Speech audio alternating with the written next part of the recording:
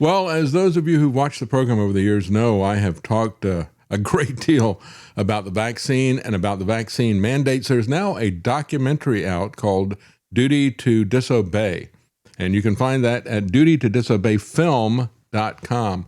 And I'm interviewing today someone who had a prominent place in this, and it was a big issue in his life and his career. He was in the military fighting these mandates, and he is a part of this documentary now. Congressman now in Arizona, is that correct, sir? Nick Cupper. And hey, thank you so much. Yes, thank you for joining us. And I wanted to talk to you about your personal experience and about what has happened, and as a member of Congress, what is being done to keep this from happening again. And I guess we could also talk about what's being done or not done about the vaccines. As I was looking this up, and some of the mandates that came out, eventually Biden mandated it for private companies as well. And one of the people writing an article pushing back against that was Marty McCary, who now has just been pushed out, I guess. So I guess many of us are looking at this and saying, well, what has been done to keep this from happening again? That's one of the key things, I think. But let's go back and review your particular case. You were in the military. You had been there for several decades, 20 years at least, I think. And there were severe penalties that were being done. People were losing their military career, losing their medical benefits. Tell us a little bit about the impact and the threat that it was to your life. Yeah, so for me specifically, the mandate came out right around the time I had 18 years in service. Pardon me. Mm-hmm. And I fought it as long as I could because there were a couple reasons. Initially, I filed a religious accommodation request. My thought was I had already had COVID. I had proven I had antibodies, and actually my base immunologist admitted that I had more antibodies than he did, and he had taken both shots. So the basic idea behind a vaccine is it gives you antibodies. If I already have the antibodies, I don't feel like I need it. But for my religious belief, I really looked at it from the perspective of I felt like my God had given me antibodies, and if I were to take the shot at that point, I'd be denying my God's protection he'd given me. Mm-hmm. I don't really feel like denying my God. Mm-hmm. That being said, the military did feel like denying my God. And so they denied my religious accommodation. They denied my appeal, just like everybody else who filed one. And they attempted to kick me out. But one of the other big issues, regardless of religion, was the fact that Secretary Austin at the time, his order was technically written correctly. It said that we were mandated to take the fully approved vaccine. It's not really a vaccine, it's a shot, but that's what it said, mm-hmm. including fully approved labeling. Mm-hmm. The DOD had to admit in the lawsuit that I was in, Coker v. Austin, that they never had anything that could be considered fully approved until at least June of 22, which was 6 months after the deadline for Air Force members to have taken it. Was that they already kicked? Excuse me, was that the back and forth between Corminati and the Pfizer BioNTech vaccine? Because there was a labeling issue with that, and they were saying technically, you're saying that this one over here is approved, but that's not even available in the United States. Was that the issue? Yeah, that's the basic of it. So Comirnaty was the name brand of what they were going to have their fully approved version. Mm-hmm. They got their full approval at the end of August of 21. The very next day is when Secretary Austin made his mandate. All of that is all well and good. The problem is when you get an approval, it doesn't mean that everything you've produced up to that point is approved. It means literally, if you follow all the rules of the approval going forward, you can produce something that's approved. Well, they, once again, in my court case, they had to admit that Pfizer never even manufactured an approved version until January 3rd of 2022. The DOD didn't order any until May of 2022, and they didn't get any on hand until June of 2022. And then they gave me separation papers in July of 22, which was about 3 weeks before my 19-year mark. So I was about 1 year shy of getting to retire. But thanks to a lawsuit brought by Aaron Siri, who's actually out of Arizona like I am, I got a class-wide court injunction that covered me the day after my separation papers. And that's what allowed me to actually retire and not get kicked out. Wow. Yeah. It's such a betrayal, really, of the Constitution as well as the people who are in the military. And again, as I said before, it wasn't just the military. They then started extending this to anybody who had a contract with the government. They extended it to schools and universities. They started twisting arms and blackmailing people with financial threats and that type of thing. Financial threats to the universities, financial threats to hospitals, financial threats to corporations. You want to do business with us? This is what you're going to do. And that's why when you talk about antibodies and everything, when I looked at this from the very beginning, it was like, there's basically an inconsistency here that is illogical, right? We were told that we had to shut down and wait for the vaccine. No other things are going to be allowed from the very beginning. And so it's like, this really doesn't seem like they think that this is an emergency. And there's all kinds of contradictions within the science of virology that really don't add up. That was my concern about this from the very beginning. No, it definitely, none of it felt right from the beginning for me. When everything kicked off, I was stationed in New Jersey. And unfortunately, living under that governor was like living under a tyranny. It was Phil Murphy at the time. Yeah. And I remember they arrested a woman at a playground with her kids for being outdoors by herself with her children. I remember. Yeah. And we ended up getting moved to Arizona because my daughter's in a wheelchair, and the doctors there, they stopped giving her physical therapy because they said, well, we're scared of COVID. They kicked the kids out of school because they were scared of COVID. Well, my daughter can't learn on a screen. It's not in the cards for her. And I tried to point out to the doctors, I said, she has 11 special needs. She'll die of something else. Like, COVID is not the only thing that will kill her. You need to be able to give her treatments. They refused. She had an open wound on her hip for months and months and months. They refused to try to treat it. And so we got an emergency move with the Air Force, and that's what ended up getting me here to Arizona. And how I'm in the state legislature there now, you know, this experience kind of galvanized me to run for office. I think politics are absolutely stupid. I think most politicians absolutely suck. I don't really want to be here. Yeah. But I think somebody needs to step up who can make the difference. And to your point of using money as an incentive, I will say it's something I've noticed in the legislature. It's a very normal political tool. It doesn't mean it's always good, but it's a very normal political tool where you say, hey, we're not going to tell private industry technically what they have to do, but we're going to say, if you don't do this, it's kind of like the mob, right? Right. Hey, we're not going to be able to offer you protection if you don't do these things. Nice business you got there. It'd be a shame if you lose your major contractor. Yeah. I've seen this over and over again when people were trying to say, well, who's responsible for all this stuff? And I said, look, we have seen this play over and over again, whether you're talking about Obama saying you got to put the trannies in the bathrooms with the girls, or you got Trump saying you can't put the trannies in the bathroom with the girls. What do they always do? They always get around the 10th Amendment by saying, we're going to withhold money from your school if you don't do what I say. And so they can say completely different things, but the tactic that they use is always the same. It's always the money. And so, yeah, we've seen that over and over again. Well, let me ask you this. We've looked at this from the standpoint of the vaccine itself that is out there. And there's been a lot of people who ran under MAHA who saying we've got to do something in terms of better testing of the vaccines. And we need to pay attention to the safety and the efficacy of these things. Those people appear to be getting pushed out, like Marty McCary. What is your take on what is going on right now in terms of vaccine safety, efficacy, and the FDA basically doing its job? I think what you see, unfortunately, is just the worst of politics at its worst. Politics gets into everything, whether it should or shouldn't. It really does. I think what happened with people like McCary getting pushed out is politics again. It's not that he doesn't have the right ideas. It's that maybe he doesn't play ball in another area where they want him to play ball. Maybe they agree with him on certain things, right? But if he's not a fully committed team player, he goes away. It's a similar thing in political parties too, right? Like if you're not fully sold out to your political party that you're a member of, you know, if you're not putting them first above everything else, maybe you don't make it any longer. You know, maybe they push somebody against you. I see it all the time in the legislature, and this is one of the many reasons I don't want to be here, but one of the reasons maybe I should be here is because somebody needs to be able to push back against that and at least vote their conscience, do what they truly believe is right every time. You know, there's like Senator Fetterman. I disagree with a lot about that guy. However, I very much respect that he seems to vote what he truly believes. He doesn't care if his party wants to go off completely far left. He says, look, this is wrong, or I think this is right. And he votes how it is. Now, that being said, I'm pretty sure he won't ever be back in the Senate. I'm pretty sure the Democrats are going to find somebody else to replace him. That's and maybe that happens to me one day too.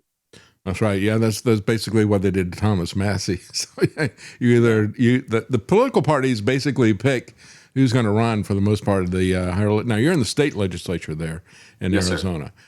So you don't have really much that you can do about the national situation, about what's happening with the FDA or in this other stuff. What is the situation in Arizona in terms of, because we've had a mixture of a couple of different issues there. At the state level, we've had some states that have said we're not going to recommend it. Others have pushed back harder with that. Some local jurisdictions have pushed back on it and said, well, we now have enough data that we know that it's not safe, it's not effective, and it's fraudulent for them to be able to sell this. What is the situation in Arizona? So in Arizona, before our current governor, Hobbs, took office, and before I was in the legislature, we had Governor Ducey, and they were able to get some decent legislation that stopped some of the tyrannical ideas or prevented some that may come up in regards to vaccinations or, in this case, shots, because it's really not a vaccine. They changed the definition of vaccine. It doesn't vaccinate you. Right. So I try not to call it a vaccine. But since I've been in office and since Hobbs has been there, she stops anything at all that would have to do with your individual liberties. For instance, last year I ran a bill knowing that I have a Democrat governor, knowing that I'm probably not going to get anything past her in this regard because she doesn't care about your individual rights. But I tried to watered down version where I just said, look, the state could never mandate that you take any unapproved medical product. I thought, hey, this has got to be bipartisan, right? Yeah. Because it doesn't matter who's in the governor's office. What if there's a Republican who wants to mandate Democrats take something they don't want to take? Shouldn't they want my body, my choice? That's kind of their thing, right? That's their argument. And I got 0 Democrat votes on it, and she vetoed the bill. So this year, I ran a constitutional amendment that said the state could never mandate that you take any medical product, period. Because in Arizona, if you run a constitutional amendment, it will go to the ballot, and the people will get the chance to vote on it, right? Now, if they say, yeah, we want the state to tell us what to put in our body, well, that sucks, but at least they had their will. No state has ever given a constitutional amendment to the people that says this. No state in the history of our country. In fact, my bill has gone further than any in the history of our country. The furthest ever gone before was out of one committee in one chamber. Mine got out of the House, all Republicans, no Democrats. It got out of committee in the Senate, all Republicans, no Democrats. But it's stalled right now and probably won't see the Senate floor because there are 4 Senate GOP members who don't want to vote yes on it. Wow.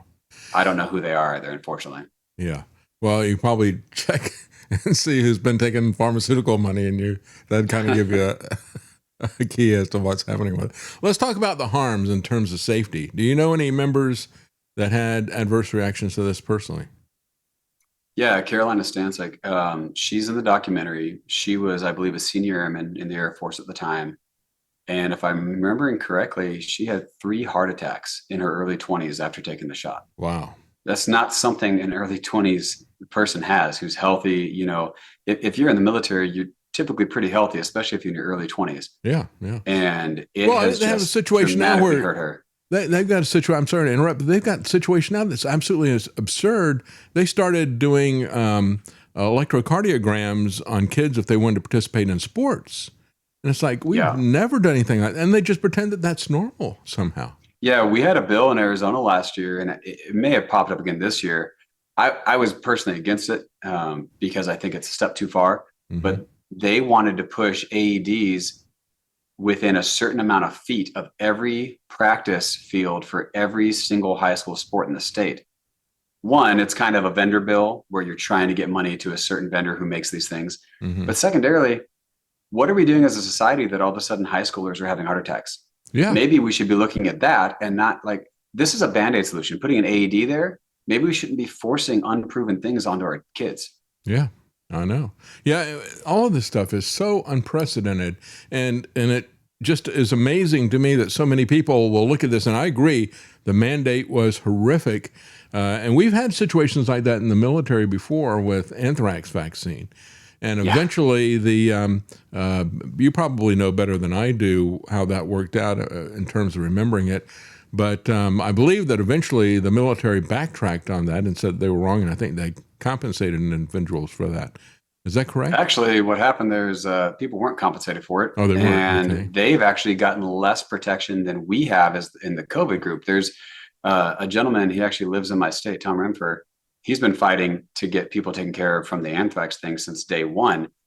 And he's very happy to see some progress for us with COVID, but it's more progress than he's seen from anthrax in the 20 some years. And ironically enough, my career was bookended by 2 different emergency use mandates. Anthrax, right when I first came in the military, which eventually in a case, Doe v. Rumsfeld, the DOD lost is what happened.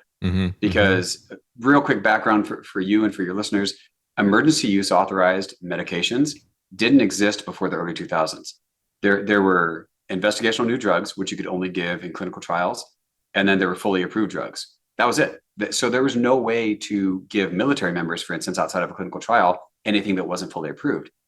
When anthrax came around, they wanted some way to do that. So under Bush, they passed this new option for the FDA called emergency use authorization, which said that you could give it outside of a clinical trial but it wasn't fully approved yet. But one of the caveats, and this is what really caught up anthrax and caught up the COVID shot, was if it's emergency use, you have to give the member the option to refuse. And they weren't giving us the option to refuse. They were mandating you. If you have an option to refuse, it's not a mandate. So Dale Sarin, he was one of my attorneys on one of my lawsuits. He was one of the attorneys at the time who fought and won Doe v. Rumsfeld, where the DOD said, okay, we'll never do this again. But by the time they won that lawsuit, there was an approved version of anthrax, and they only started mandating it in certain use case scenarios, not blanket like they had. Well, then COVID came around, and they backtracked on what they told the court they would do with anthrax and started mandating emergency use again. So sadly enough, my career is bookended by the two illegal mandates. Wow. And what you were pointing out before was something I was saying through all this. Typically the people would say, my body, my choice. They wanted to take away your choice about your body. And when we talk about abortion, I am pro-life. And so I say, well, you're not talking about your body. That's somebody else. But when you're talking about this injection, there's absolutely no question, no disputes that is your body. And so we saw those kinds of crazy things. We also one quick note on that. I think it's really interesting because you said the words they would use is my body, my choice, but they're really talking about your body, my choice, because it's not their body, it's a baby's body. I will say they're at least consistent as far as their actions, because once again, they want to control your body. They want to force things onto you. That's right. There's a consistency there. But when we're talking about anthrax, it's kind of interesting to me as well.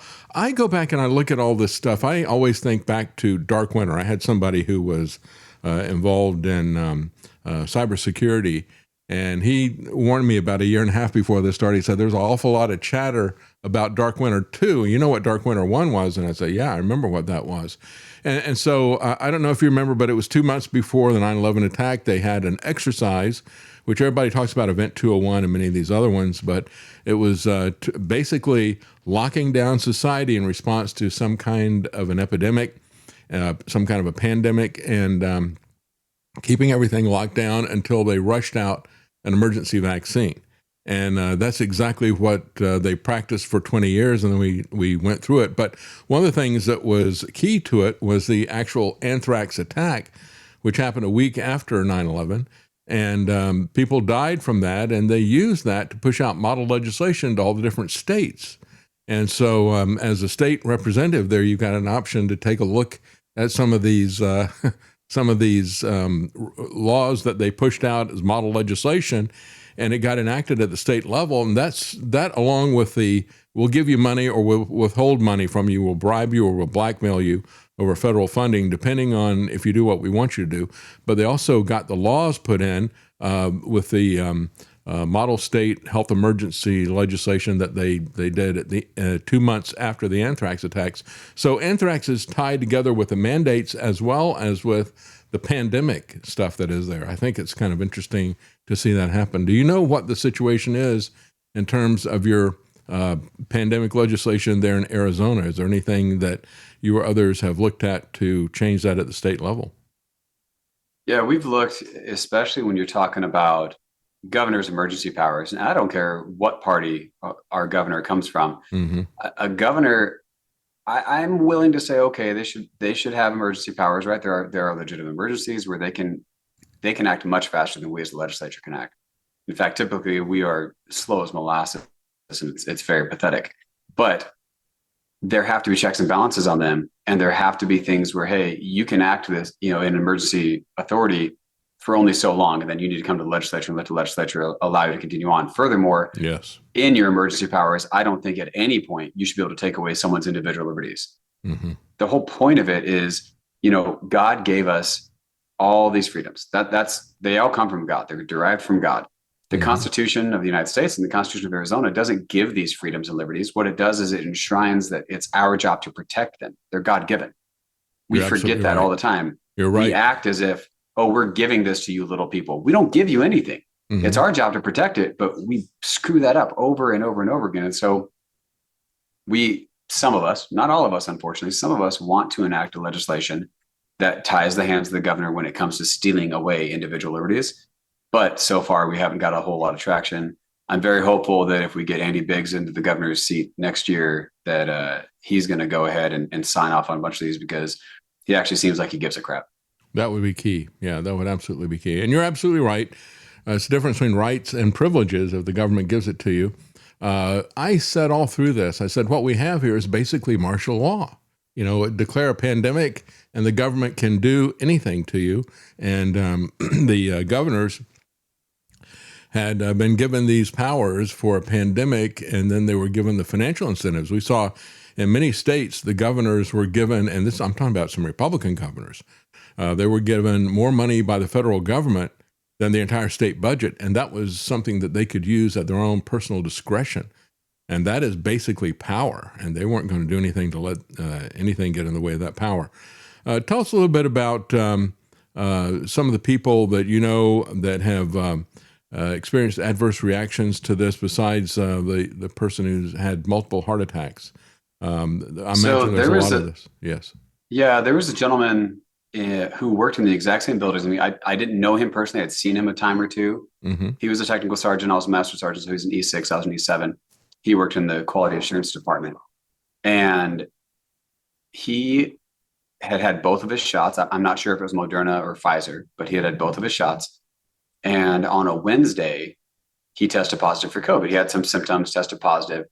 So they sent him home. Come Saturday, he got so sick that he went to the hospital. By Tuesday, he had died of heart failure. Wow. He was in his early 30s. Mm-hmm. And originally, they were trying to say, well, he didn't have his shots. But we actually got the base immunologist to acknowledge, no, he had both shots. And one of the most telling things to me of how scared the Air Force was about this gentleman's death after having both shots was that they used to have a public-facing website that would say how every time a new airman had died of COVID, they would list it. Mm-hmm. And I'm going by rote here, but I believe the number was 16 deaths before he had died. There were 16 airmen who had died. And the Air Force was very happy to try to say, well, none of them were vaccinated. So look, only unvaccinated people were dying. Mm-hmm. From the time he died, they never updated their death number again. They refused because they didn't want to publicly admit that somebody who had actually taken both shots had died. And one of my friends who worked directly with this guy, he came to me one day. He had taken both of his shots too. He didn't disagree with my stance on taking the shots, but didn't quite fully understand it. But he came to me and he said, you know what? He's like, I really wish I wouldn't have done it now after this. And he said, and he was almost in tears. He said, I feel like the Air Force killed my best friend. And he's like, I'm so pissed off right now and I'm so hurt.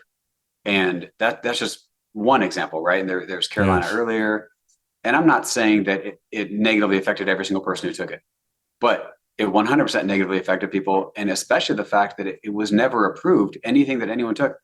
I don't know that there's a civilian in this world who ever got an approved version of the shot, because we were going to the CVSs and everything else, and no one had it. No one had the approved thing because it didn't even get manufactured until January of 2022. And by that point, most people had taken it. Yeah. Or weren't going to take it. Yeah, absolutely. Right. And that's the key thing when we look at all of this. There were so many signals that something was rotten in Denmark with all this stuff. I mean, the fact that you can't try ivermectin or HCQ or anything else. We have these protocols that we have determined we're going to do. We're going to use ventilators and we're going to use vaccines eventually. Nothing else was allowed. The active suppression of any information about adverse effects that were happening. And we saw this everywhere. We saw it not just in the military, but everywhere. And so everything about it was fishy. And yet, when we look at it, it seems to me it's kind of interesting that there's when I talk to people who are Republicans, because I'm a conservative, so many of them only are concerned about the mandate, but they're not concerned as much about the vaccine itself or the shot itself. And it's like, yeah, but the issue is that Trump funded this, Trump manufactured it, Trump pushed it, and he kept cheering about it, telling people that he'd saved millions of lives. And I've got a real problem with that. That kind of double think that is there. Again, it's a partisan blindness, I think, of people not wanting to see the bigger picture. Seems to me It like it is. was And a the hard thing bipartisan with, thing. Yeah. yeah, the hard thing with President Trump is, and there's a lot of good about him, but there's also bad. He's not a perfect man. And his biggest issue, in my opinion, is his hubris. Mm-hmm. He won't go back and want to admit that he was wrong about anything. And the thing is, none of us do. None of us like to admit when we're wrong. That's I'm right. wrong sometimes, but I Yeah. absolutely hate admitting it. But I do, because, especially as a father, I want to demonstrate to my sons and to my daughters that, look, this is what a good adult does. This is what a good human does. If you screw up, own it and move on from it. Right. Mm-hmm. Unfortunately, President Trump made mistakes with COVID, but he won't admit to it. Now, the downside is there is a base of the Republicans who want to idolize him. Yeah. And we shouldn't idolize any human being, Yeah. right? We right. should idolize our God, and that is it. And Trump is not a god. I don't think he's trying to be a god either, but he does love the fanfare. And it's very frustrating when I think he could do better. I think he would actually ingratiate a lot more support if he would just be open and like, you know what? This was a mistake that I took. I took some bad advice. Mm-hmm. He was new to politics. Totally understandable. I get it. I mean, he'd never held a political office before being president. That's a pretty big jump. Mm-hmm. Mm-hmm. And so that unfortunately is a downside. I think most of my peers don't want to say anything negative ever about who our president is. He has flaws. He's not perfect, but he is the best option we have there, 100%. And I'm very glad he's in office. Let's talk a little bit about the reinstatement and the back pay. What is your take on all that? Has there been just compensation made to correct that and to walk that back on the part of the military? No, it hasn't been done yet. Unfortunately, not correctly. They've taken incrementally better steps as they've gone, and I'm very appreciative of Secretary Hegseth for what he's done. And Stu Scheller has been one of the ones who's actually been helping us out, and he got kicked out over arguing about the Afghan withdrawal, which was horrible, and got 13 mm-hmm. service members killed. Mm-hmm. So he was never part of the COVID thing, but he's actually been a great fighter on our side of it, because once he learned about it, he realized how bad it was. And anyway, they're working there, but I don't know what the exact reason is. My guess is it's something to do with politics again, but they're not quite getting there. What they really need to do, it's pretty basic, is they need to just blanketly, if you were kicked out or coerced out directly over COVID, if there was only COVID related, if it wasn't something else, like you set a car on fire and you didn't take the shot. Yeah. But if it was only COVID, they should be paying you the entire money they owed you for the rest of what your contract was, because when they kicked you out or coerced you out, they illegally terminated your contract. Mm-hmm. And all of those contracts have now lapsed. Like, even if the longest person, their contract would have been over by now. Mm-hmm. So, at a bare minimum, they should give them the housing allowance, the food allowance, and the basic pay for the years that they illegally cut off of their contract. That'd be very simple, whether they come back in or not. Because here's the thing. So many of these people, maybe they didn't have families before, now they have families. They've moved states. They've started new careers. They can't just drop everything to come back in to get their back pay. Mm-hmm. That's not how that works. Mm-hmm. And regardless, the military was in the wrong. And I told this directly to Secretary Hegseth. Mm-hmm. I said this last year when I met with him in the Pentagon. I said, if you really want to do the right thing here, you guys have the opportunity to do something that no administration has ever done. You can right the wrong of your predecessor. Mm-hmm. We did the math on this. It would be roughly $6 billion. But that's $6 billion that was already owed to these airmen and allocated to these airmen. I say airmen because I was in the Air Force, soldiers, sailors, Marines. Mm-hmm. Mm-hmm. But it was already allocated to them in the NDA, the National Defense Authorization Act, and appropriated, but then never spent on them because they got kicked out. So what did the DoD do with that money at the time? That's right. So they got it for something else now when it belongs to these people. So if they want to do it right, just pay everybody who was kicked out. Not me. I didn't get kicked out. I got to retire by the grace of God. Mm-hmm. And especially those people who got kicked out, whose contract would have taken them to retirement, mm-hmm. pay off their contract, give them the back pay for the retirement they've missed now, and then put them on the retirement rolls going forward. That's how it should be done. What happens to those people that got kicked out and didn't get the retirement? Are they getting any retirement now? I mean, what level of compensation have they done for people? I mean, they're not giving them the back pay. Is that correct? What about From my understanding, the only people who are getting any money back are ones who rejoin. And that's a travesty because, like I said, not everybody can nor mm-hmm. wants to at this point, right? Mm-hmm. And I don't think they should have to. They were kicked out. Mm-hmm. Why? Who? If I had actually been kicked out, I sure wouldn't want to come back. At this point, actually, I don't want to come back. I'm retired, but I wouldn't want to go back anyway. Mm-hmm. obviously, if somebody attacked my country, I would step back in a heartbeat. But that's a different scenario. But what they're not giving anybody anything unless they come back in. If you're a retirement age person, you're not coming back in most likely. Right. And maybe you can't come back in because of life circumstances. So no, they're not doing it right for people. And the reinstatement process itself, I know people, a friend of mine, Travis Guidry, it took him forever to come back in. He was doing everything they'd say, but they kept moving the goalposts, or they weren't pushing the information down to the lowest level. So the local recruiter, and I used to be a recruiter, so I know this works. The local recruiters wouldn't know what to do. And so he would just be delayed and then told the wrong thing and then told the right thing, but then told the wrong thing again.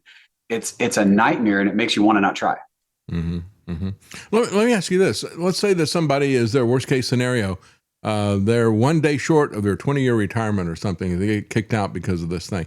They don't get any retirement benefits? Is that what the situation is right now? What do they get? Not that I've seen so far. Wow. That is harsh. Yeah. That is harsh. And I agree with you. I think that is a violation of their contract, a good faith violation, a violation of the good faith contract. So tell us what duty to disobey really means from your perspective. I mean, what is the point of the documentary that's here? At what point do we disobey the orders that the government gives us as somebody who signed up in the military? When you know it to be factually an unlawful order. And we knew it to be because in this particular case, Title 10 of U.S. Code, I mentioned this before, it specifically says that for emergency use products, you have to be given the option to refuse. The only waiver for that is if the Secretary of Defense, in writing, requests of the President of the United States a temporary waiver for certain missions, like a set deployment or something like that. The Secretary of Defense never requested in writing this. In fact, one of the special advisors to Sec Hegseth right now, Christina Wong, she was a reporter for Breitbart at the time, and she requested the DoD to give her, hey, did you ever request in writing? And they could never give it to her because they didn't request this in writing. So they never followed the steps. So they're mandating us to take this emergency use product, which they can't mandate us to take. So that, it's one hell of a nightmare.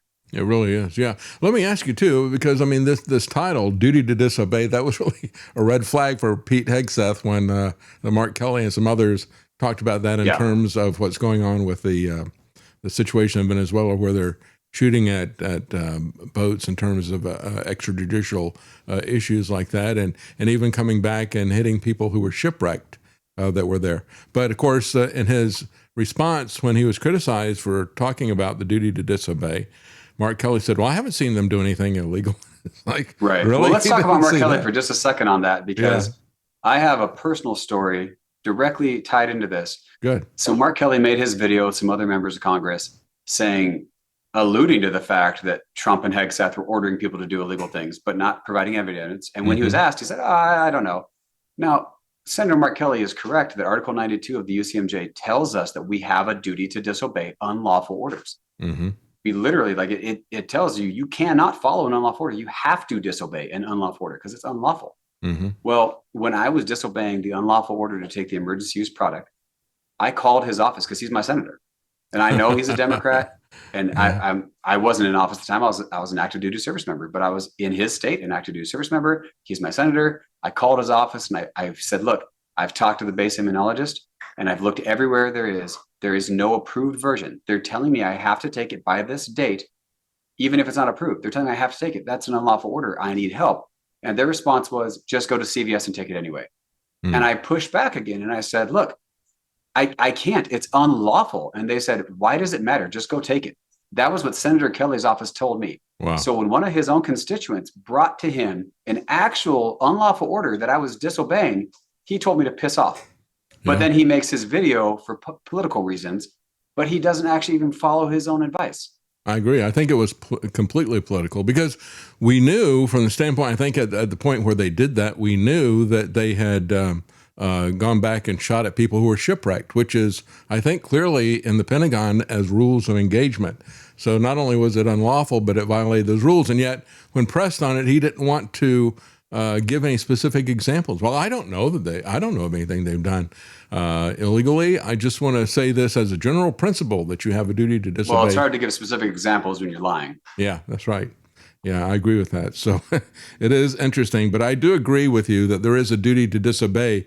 And it is not simply for people in the military. It is for people everywhere to disobey these types of strong arm tactics, because as I mentioned before, they did it to students, to college students, they did it to undergraduates, and they did it to people with private companies as well. Anybody with a military contract. It was a real strong arm tactic that they were doing. Well, and they it tried it with OSHA to cover everybody. Remember that? Yeah, that's and then right. that got struck down. Yeah, that's right. Yeah, even when they were doing the masks, it's like you realize that OSHA's already got a rule out there saying that if you are working in a very dusty environment, which is the only thing those masks were good for, that you have to give your employees, after they've been wearing this for 20 minutes, you got to give them a break so they can get some fresh air. And then they wanted everybody to be forced to wear these masks all day. I mean, it was just, it's like I said, It was this whole so thing, inconsistent. Yeah, it was a crazy. Whoever wrote the script needed to have some continuity advice on this, because it was discontinuous all the way through it, and it made no sense whatsoever, except when perceived through the lens of unbridled power, I think. Then it kind of made sense. So tell us a little bit about the documentary. You're interviewed in it, is that correct? Yeah, so this is a documentary of a lot of us who went through this, and we had varying, stories. We all got treated slightly differently, because it was very unique, base to base and service to service, as to what would happen. And obviously you heard a little bit about mine, but every single person in this have their own kind of horror story to tell. And some had it far worse than others. Some had a weird quirk. So very happy that Children's Health Defense was able to put this together and get us all together. We filmed this last year. I'm actually going to be flying out to DC this week to do some premiere stuff for it. And there's a lot of great stories. I think Senator Ron Johnson, who was a huge advocate for us the whole time, he's interviewed in it. And, people who were allies with it, not just the ones who had to go through it themselves. And I think there's gonna be a lot that people who watch this are gonna learn. It's everything, I believe that everything we all said was true. It's stuff that probably even the modern DoD doesn't necessarily want out there, because it's not a good look, because it shows the ugly sores of what the DoD did, and in some ways is still doing. Now, they're not mandating COVID, but they're also not fully righting all the wrongs. And as much as I appreciate the current Department of War, I can also point out when there are flaws, just like with President Trump. The man has flaws. I appreciate him overall, but we got to be able to call a spade a spade. I would want the same done of me. Yes. And so this is going to be theatrically released, because I have a link to get the tickets at the website, dutytodisobeyfilm.com. What is the release date on this? June 30th is when it'll be out across the nation, and tons of theaters, a lot of AMC theaters, a lot of smaller theaters. There's usually a place nearby just about everybody in the country who, if they want to go see it. Well, it's very important for people to not let this just go by. And this is a horrific episode for so many people in so many different fields, not just the military, but in many other areas. And if we just let this go and forget about it, and that's the thing, I guess, one of the things that has really bothered me about this is that after people got tired of this, they just stopped obeying and they walked away, but they didn't do anything to correct it, to keep it from happening again. And I think that's a key thing, that we've got to look at this and say, well, I demand that this be reformed, this be changed, the types of things that you were talking about earlier. We need to see those things, and we need to demand those things. So I think it's important for people to look at this and to think about what happened, and to hear the testimony of people who suffered through this. And thank you for taking a stand. I really do appreciate that. I've had a lot of people on who have taken a stand, and it's cost them a great deal. I've had a lot of people who have lost their jobs, been fired because they refused to take the vaccine mandates. And I got to say, of the people who did that for religious reasons, I have seen God bless them in very important ways. And I think we can usually see God doing that. When you stand up and take a principled stand on something, that God will usually has your back on that, and usually come out better than you were before, I think. And that's certainly it's been always better to follow God's plan than follow our own. That's right. Even if the circumstances don't work out. But I've seen over and over again that God has really blessed that. I've seen people who have lost their job and their career, they thought, and then they wound up starting an independent business, And God really blessed that. And I've seen Well, that it's like happen I over said, again. when I was going through this, my father came to me one day and he meant well, but for about 15 minutes, he tried to convince me to take the shot so I could make sure I still put food on the table for my family. And I Mm-hmm. said, look, I know that God has me fighting this for a reason. I said, if I get to stay in, then that was God's plan. If I get kicked out, that was God's plan. While my plan is I want to stay in, I want whatever God's plan is because I know it's better than mine.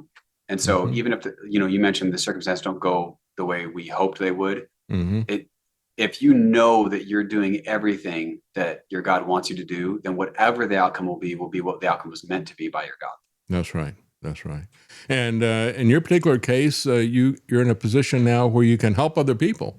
Yes, Being sir. Arizona State Representative, are you? I guess it's an election year. You're running again at this point in time.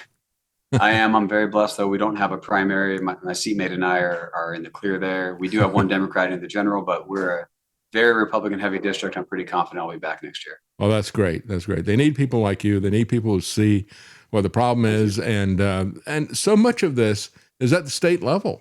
And I said this It is. throughout. I said, when we look at this, you're talking about how people had these different experiences, even within the military. But that was certainly the case in terms of civil government. And I highlighted cases all through where you might have a good sheriff, or you might have a bad sheriff, or you might have a good governor or bad governor. And these people would just amplify this in one direction or the other. And I said, really, we always get focused strictly on the federal elections. And yet, when you look at this, where the rubber met the road and all this stuff is at the local level. And they could either nullify this or they could make it much, much worse than even Washington was trying to do. So it's very important to have these state elections. And again, Nick, you're running Nick Cupper in Arizona. So if you're there, keep him in mind and work with him to try to get some of these things taken care of. You certainly have the right understanding of the difference between rights and privileges. That's one of the key starting place. That's where our country started, was in that distinction between rights and government-granted privileges. So thank you so much for taking a stand on that. And again, the documentary is dutytodisobeyfilm.com. You can find where you can buy tickets and where the documentary is going to be showing, and it's going to be coming out on June 30th. Thank you so much for joining us, Nick Cupper.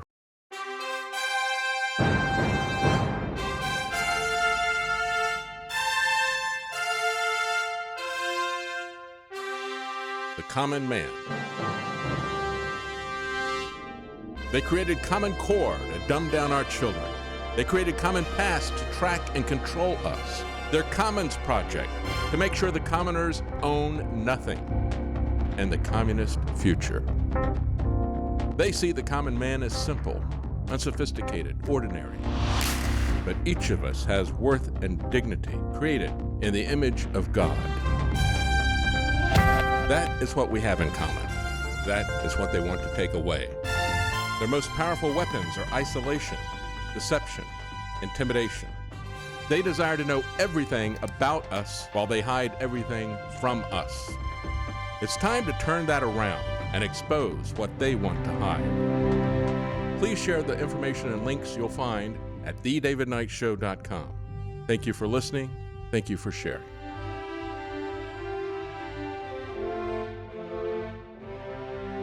If you can't support us financially, please keep us in your prayers. davidknightshow.com.